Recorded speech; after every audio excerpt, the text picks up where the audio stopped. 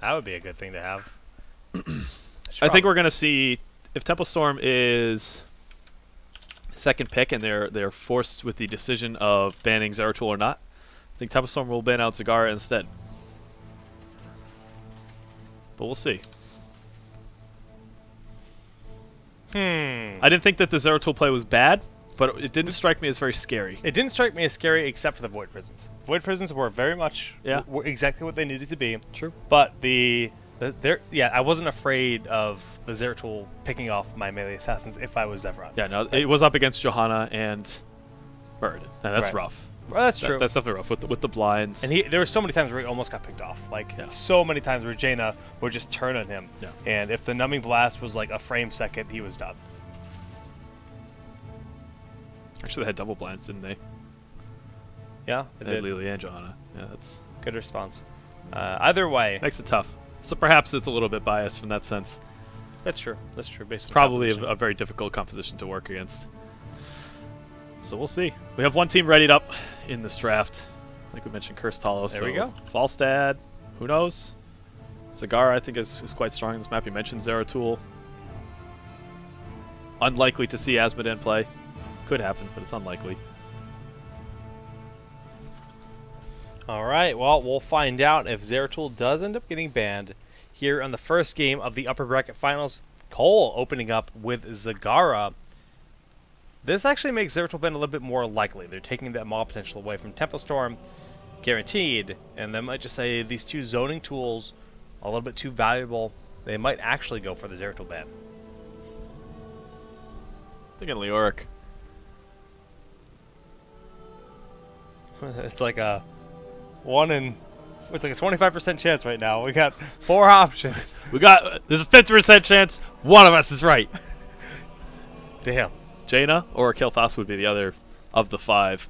I think if they force Complexity into taking Zeratul first, then they would net themselves Jaina and Kilthas, which is why I'd like to see the Leoric. There he is. Okay. So there's the Leoric. Does Complexity let that happen? Jaina. All right, so they don't. Does TS go KO? Kilthas and KO. Okay. I think they'll be picking KO this game. Yeah, I think it's a good call considering he is on the team. You're right about that. Complexity with the Jaina. So they're up against Kael'thas, the Zeratul. I think their ban will likely be Abathur once more. What do they want to pair with this composition? I like them taking Johanna because she is quite good at protecting Kael'thas, having that in the back line. Puts a little bit of pressure on because we are in that double warrior meta. Yeah, I think that's smart. Johanna's incredibly strong on this battleground as well. Just so much zoning when you're fighting over those tributes. She can really provide the peel that you need generally, and especially in some of those intersections, if you will, on the battleground. She pulls everyone in, sets up big combos for the multi-shot and Blizzard for the team. You can even see really cool combos with Rain of Vengeance. Not something we've seen a lot of considering the power of Strafe.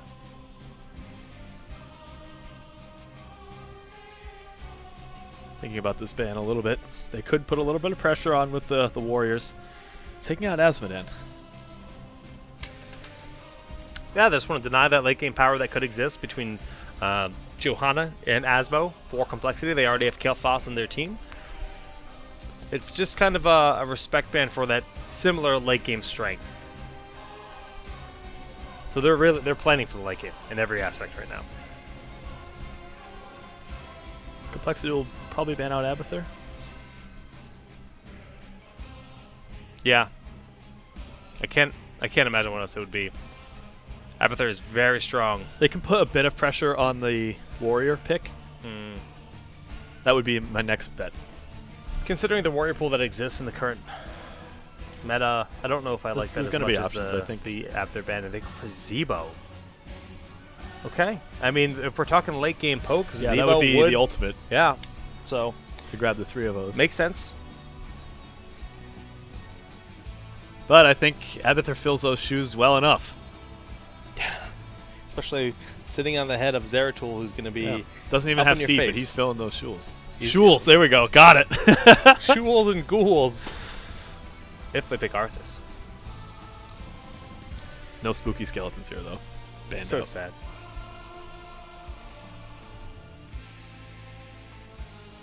Kubi, what's your favorite kind of yogurt?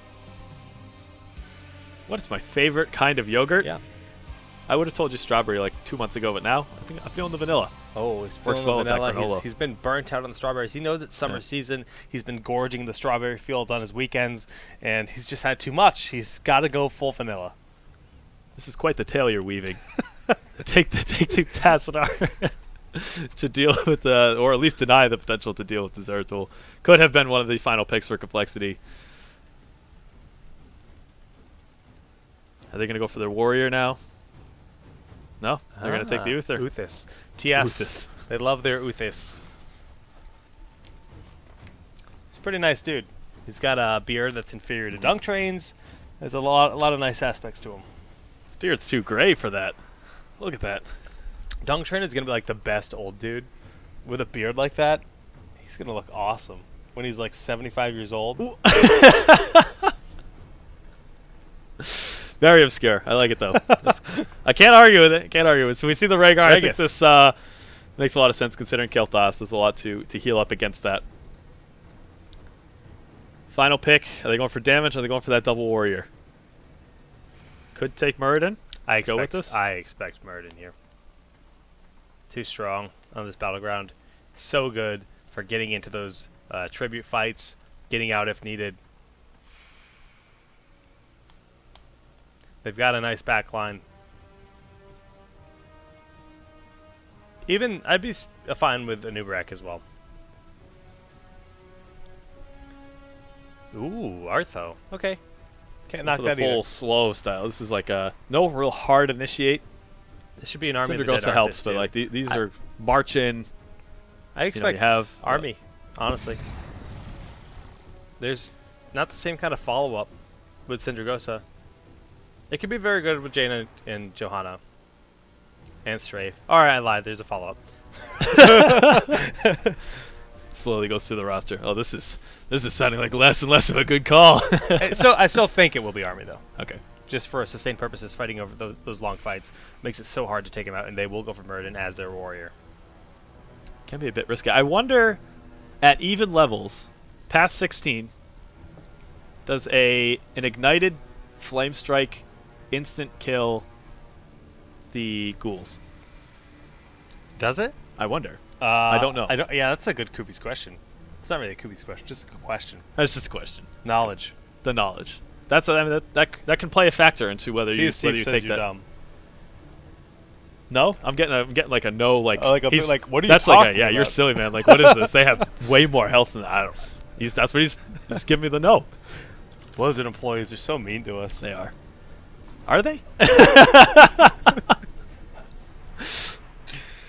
Okay. Guys, we're going to go visit our couch for a moment. Uh-oh. Leoric guarding the way.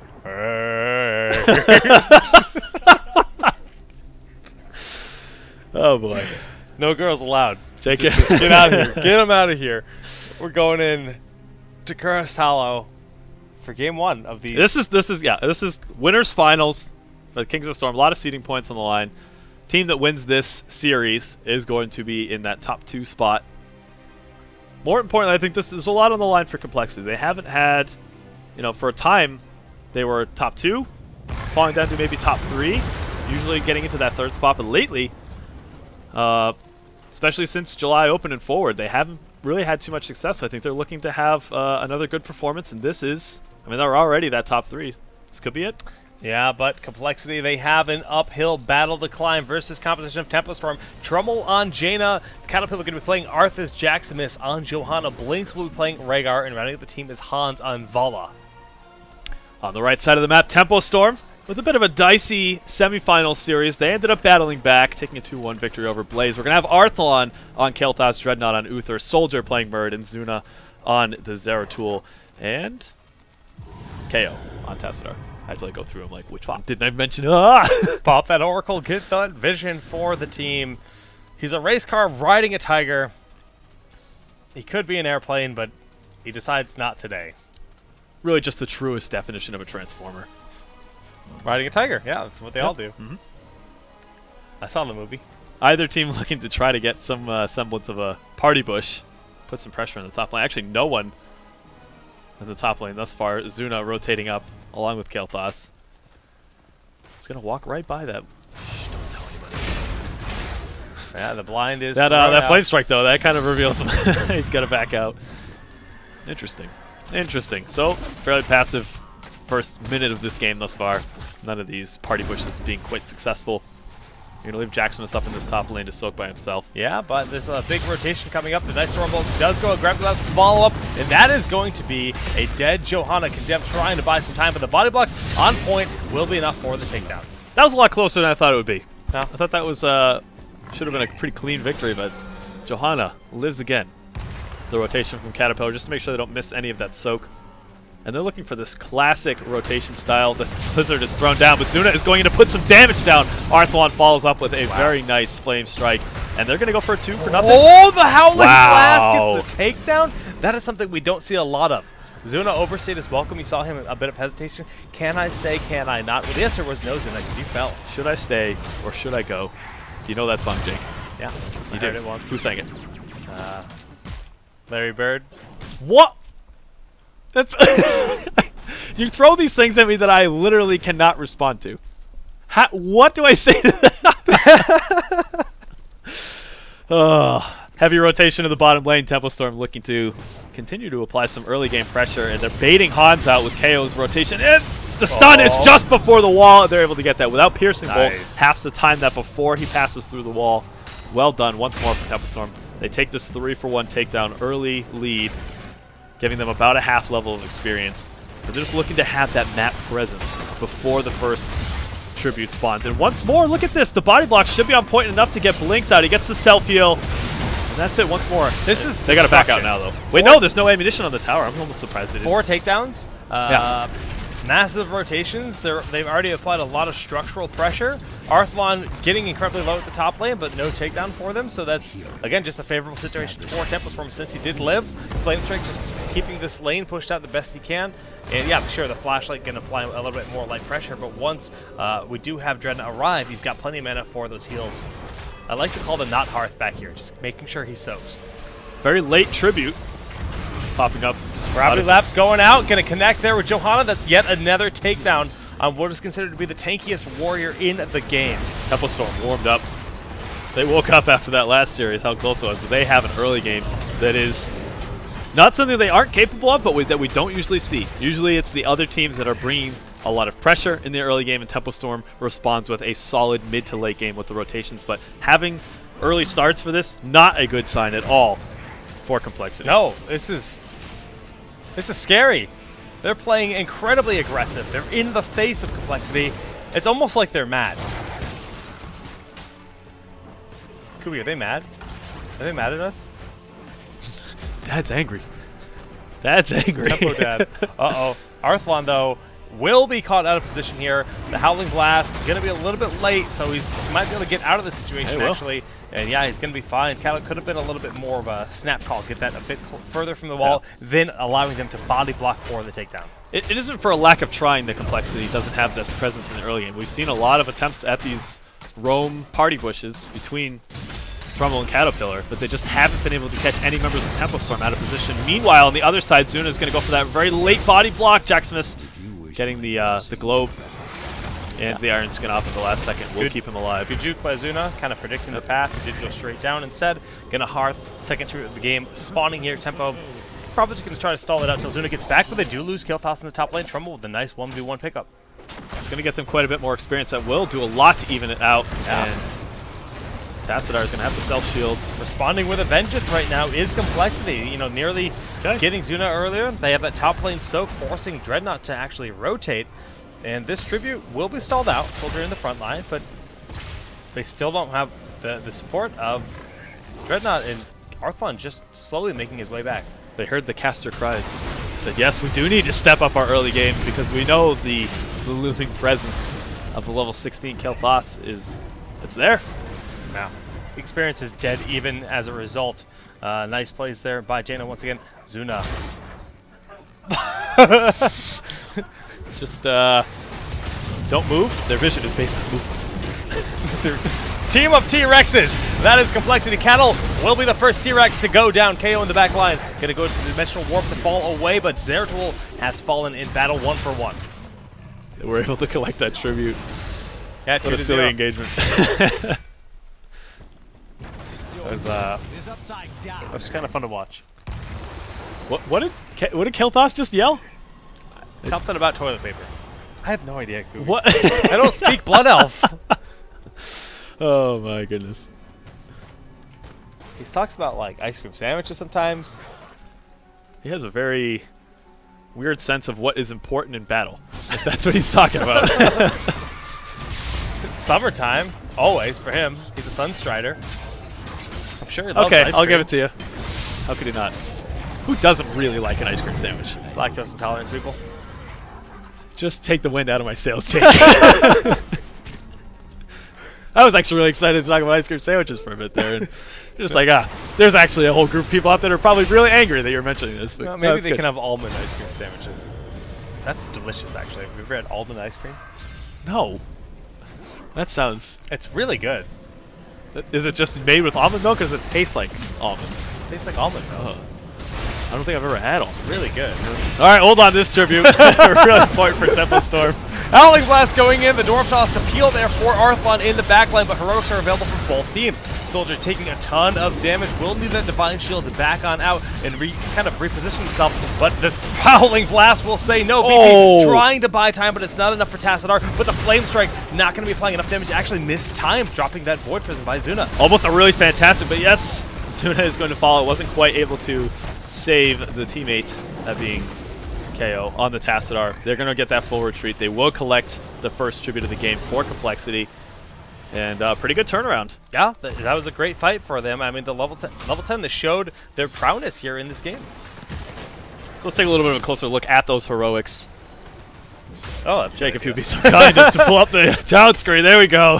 Get a little more. It's going to be the Army of the Dead, so we were sort of expecting that sustained style with the strafe plus shield. Anything else that is interesting? We do have Frost Armor.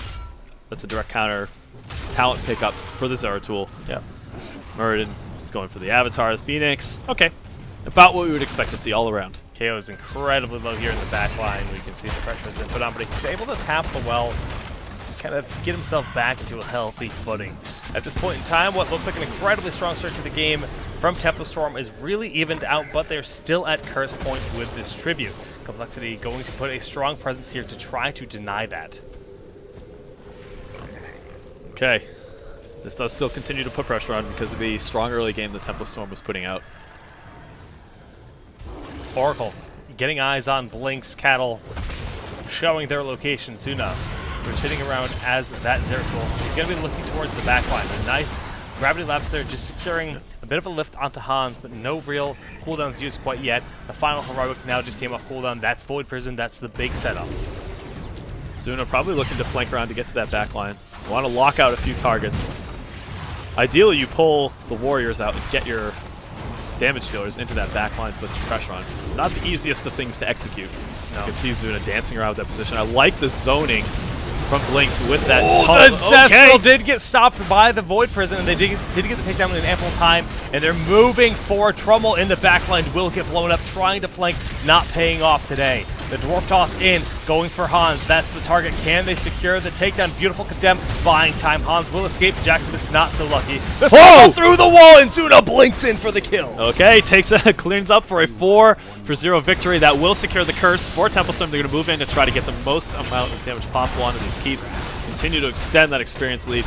An interesting fight in terms of how that broke out. They're very well aware of Zuna's flank potential coming in from the bottom side. Just seems to be, his style of play. That was a big deal in the semifinal series as well. A lot of fights can determine, like, where's Zuna? Where's he going to come in from? How is he going to pressure our back line? So that was a big deal. All the while going on, they just continually chipping away at the warriors in the front. Ancestral not going off in time.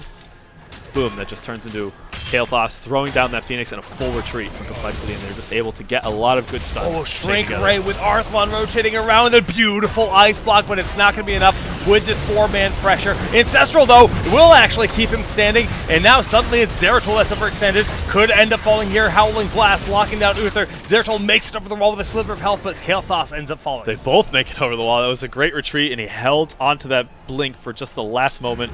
So Trummel They're making searching. Jake look like a fool with that ice block. Hey, man. Well played. That was well played. That was very clutch play. Continuing to get the soak in the top lane, we hear the pew-pew Laser of the beams. Tassadar.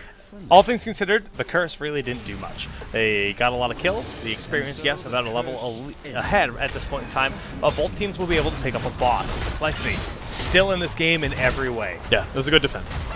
It was a good defense. Since considering how many resources were spent on that rotation onto Trummel, didn't even end up panning out, forcing a lot of retreats, cooldowns being spent. Yeah, it was a great defense.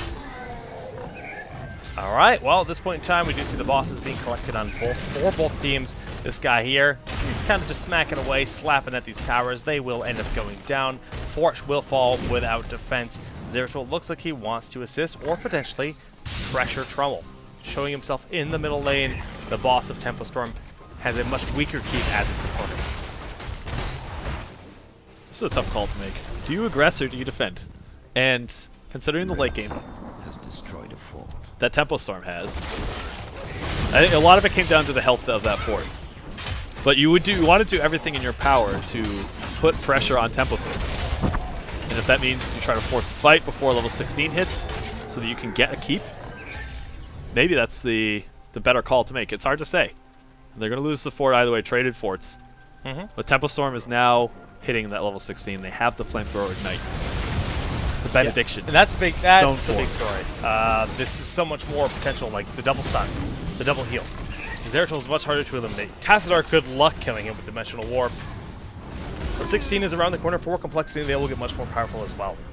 Yeah, 3 spell shields, ice block. There's a lot of tools on their hands to stay alive even longer. The blood for blood, stay alive. A lot more of that too. Skin, fanaticism. Yeah, a lot of defensive abilities picked up. They are respecting that Kael'thas in the late game. Yeah, Zuna to poke in with that. Trummel already down to half HP, and he's going to get tagged by that. A good ice block. I love it from Trummel. Knows he needs to have those on point, but that's a good amount of time before that is going to be back up. Not certainly for this tribute.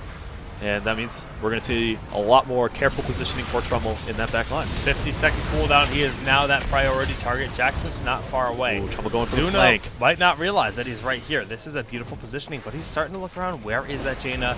That's the lunch that I would like to have. She does see the shimmer. Blinks in onto Blinks, and Blinks will have to Ancestral heal himself.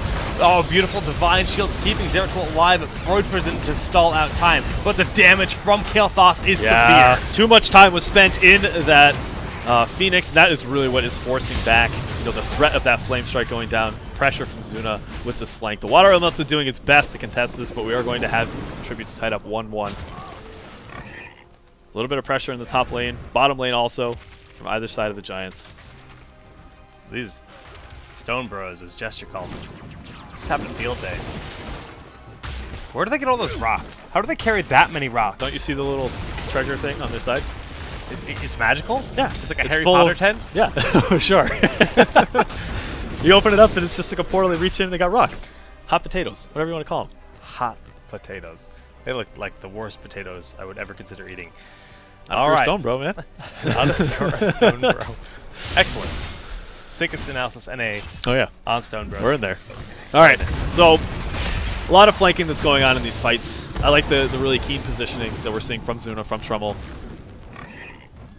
And the cloak, it's not something that's really providing that much of a benefit. Yeah, you can't target them, but they're well aware that that's the strategy they're going for. And Jaina, especially with that root, can be so scary to locking down Zeratul. Oh yeah, Numbing Blast The is burst, you need probably just one more skill shot from an additional hero. And the positioning here, one-to-one in terms of the tributes, just light pressure going off. Flame Strike connecting on Johanna. She looks fine at this point in time. Zeratul was forced to blink over the wall, so it's going to be less aggression for the next few seconds until Blink is off cooldown. Stormbolt getting the lockout. Who is the target? Okay, throw down the Blizzard, all the spells, the zone, and the 3-person Void Prison. We're seeing Caterpillar retreat back inside of that. Jackson is trying to bully Zuna out from this situation. Han's getting the Ancestral Healing at the last moment. The Caterpillar under a lot of threat. Jackson is doing his best to protect him, but the Divine Shield is going to allow Soldier to get to the position he wants to punish that. That's going to be 2 heroes down. Tempo Storm will collect their next tribute. Impeccable play by Zuna. I have to hand it to him. Not only was the Void Prison phenomenal, but he blinked in after that massive Flame Strike. He saw the target that got Ancestral, so he went for the next target and got the takedown. They did have what it took to get the Arthas after Soldier had the Divine Shield. Just incredibly well played by the whole team. Probably about a minute and a half before the next boss is up.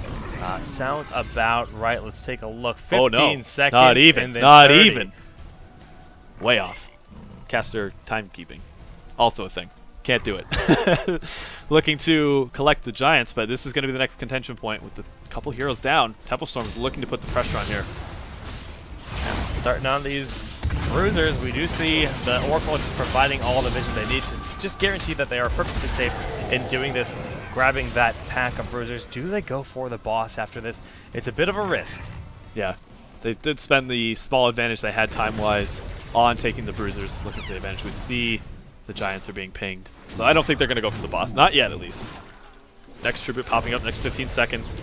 Could be an additional curse for Temple Storm. That's when they start to look at chipping away at those keeps and getting that consistent pressure, and they're looking good for this late game. Yeah, and great position, full level advantage to Tempo at this point in time. They're at, once again, cursed point. If they're able to capture this tribute, funneling into all this AoE damage, they're sitting through it for the most part, but it will add up. They keep that kind of positioning. I like that they're starting to turn their attention to Zuna. They realize that he is a big key factor in how a lot of these team fights have been turning around. The pressure, Hans and Jacksonus in the top lane. Just keep your eyes on Zuna and how Complexity is looking to turn this around. The pressure, but the problem is it pulls them away from the objective. Right. And they have to keep returning to that to pester Dreadnought off of that, and Jacksonus is losing all that HP because of this. Yeah, it's on top of that, they forced this very early strip going in from Hans. Void Prison buying time to keep that Kael'thas alive with that Divine Shield. They're turning this around. Flame Strike, GSU Zuna gets the takedown onto Jaina in the backline, and Tempo's turning around. They're just going to reposture, throw more Flame Strikes. That one does whip. Now Soldier in a bit of a weird spot, separated from his team, should have Dwarf Toss available. He does have the mana and tool for that, but Blinks captures the tribute in the backline, making the best of a bad scenario. A lot of the heroes have low HP on Temple Storm's side. They were able to get the one takedown onto Trummel, but this might force him back. The Spell Shield actually doing a lot to keep Jacksonus alive there. If he has his trait, he should be able to back out. Time to get stunned out! And he is going to fall. Okay, so that's two heroes picked up. That whole team fight was Zuna doing his job without actually having to do anything. And when he forces the when he forces the entire half of the team to try to focus on Zuna, because they're responding to him so much, Kael'thas can just have a field day, just throwing down Flame Strikes, constantly applying such a big timer on you, forcing you to commit. You have to make that fight happen, because in every time you take damage from Flame Strike, you're falling behind. And Zuna was recognizing that it was happening during the team fight and was starting to pull Complexity further and further away from the objective. And then you have the second warrior in the top side just continuing to get pestered away, like you were mentioning with Kael'thas, slowly slipping out of control. That's why we saw Jaina falling quite quickly. Temple Storm just waits till there's this sort of tipping point, just as we're going in. They've sacrificed too much just trying to deal with Zuna, who, that's not the easiest of things to do, to play so safely like that. Yeah, they recognize the potential for this. Time before it leashes, they're gonna steal it. They have full-on retreated, conceded their positioning on the boss, and the tribute spawns right next to it. This is the worst possible scenario for Complexity in the late game. Definition of RNGesus, striking once more in Temple Storm's favor. They will be able to capitalize this. The split push with both of these bosses, the curse getting hit, this is going to do a significant amount of damage to the infrastructure of Complexity in Game 1 of the winner's final for Kings of the Storm. Check out the sick 8 PM right now. Man, Bird and Soldier rocking those numbers. 212 average, but 281 on Jaina. Oh my gosh, esport. Clearly the defining factor of the best players if they can micro their one hero. Oh boy. All right, the boss has made his way to the core, and that is a massive Void Prison. Johanna gets blown up, and we see Phoenix being placed there with the Flame Strikes. In the backline, Soldier chasing down Blinks. Blinks will not be able to get his Ancestral off. Gonna fall Hans. Next one, no, dodging the Stormbolt. I hit a key that changed things quite a bit. And we are now gonna see the core start to fall. 6.5 out of 10 observing. Well done, Jake. Yes, with the boss wailing away at this point, the 3 heroes taken down to 1. That is going to be game number 1 victory, going to Temple Storm in pretty clean fashion. 18 takedowns to 6. They held a good majority of the objectives this game. Well played. Incredibly well played by Tempo. Very strong. Everyone, the entire team. There wasn't a weak link whatsoever. Stormbolts, Void Prisons. Oh, yeah. Divine Shields. You're right. They had the full package. You're right. Complexity looked bad by no means. Temple Storm just looked disgusting. That was the Temple Storm, the confident, Yeah. synergized Temple Storm that we're so used to seeing. That's a very big change from what we saw in the semifinals. Are they Complexity not able to find that same... I don't know. Dad's angry. That is angry. Well, we're going to get... Scared more. Trying to find that game number 2 in the winners finals. You guys stick around. We'll be back in just a few.